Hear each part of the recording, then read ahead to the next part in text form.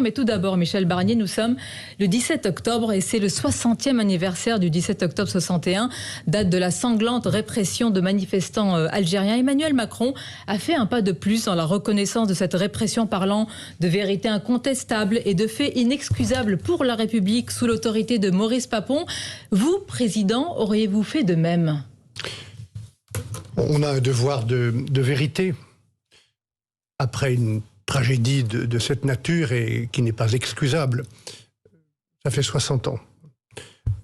Je ne suis pas historien, mais je pense qu'on a un devoir de vérité. Maintenant, il y a eu des victimes des deux côtés, beaucoup de victimes, et donc il faut penser à toutes ces victimes d'une guerre terrible. Au moment de cette tragédie à Paris, nous sommes en guerre. Hein. Il y a des attentats de tous les côtés, chez nous, en France, en Algérie, qui touchent tout le monde.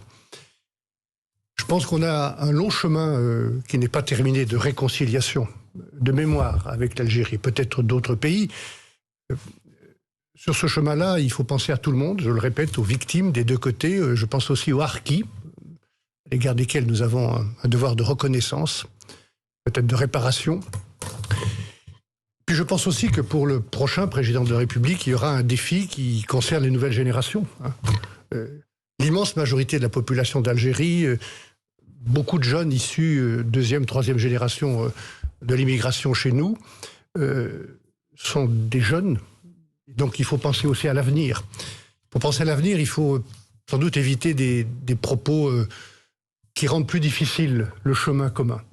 Emmanuel Macron a déclaré, Michel Barnier, il y a quelques jours, il a dénoncé la rente mémorielle entretenue par le régime politico-militaire en Algérie. Est-ce qu'il a raison de parler ainsi? Je pense qu'il a tort, comme il a eu tort de parler de crimes contre l'humanité à propos de la colonisation. Il y a quelques années, il était à l'époque candidat. Ce sont des déclarations qui ne facilitent pas les choses. Je pense qu'il faut se méfier, en tout cas moi je me méfierais d'un excès de repentance et d'un excès d'arrogance. C'est le cas aujourd'hui, vous pensez, cet excès de repentance de la part du président de la République? Vous parliez des harkis, effectivement, il a adressé... Pour les harkis, il ne s'agit pas de repentance, il s'agit de reconnaissance. Sur les harkis, il a reconnu et il a eu des mots très forts.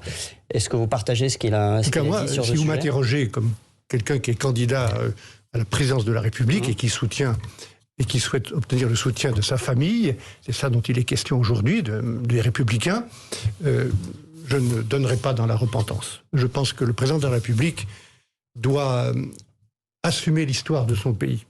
Et François Mitterrand, d'ailleurs, avait une phrase qui parlait des histoires de France. Donc j'assumerai les histoires de France et l'histoire de notre pays.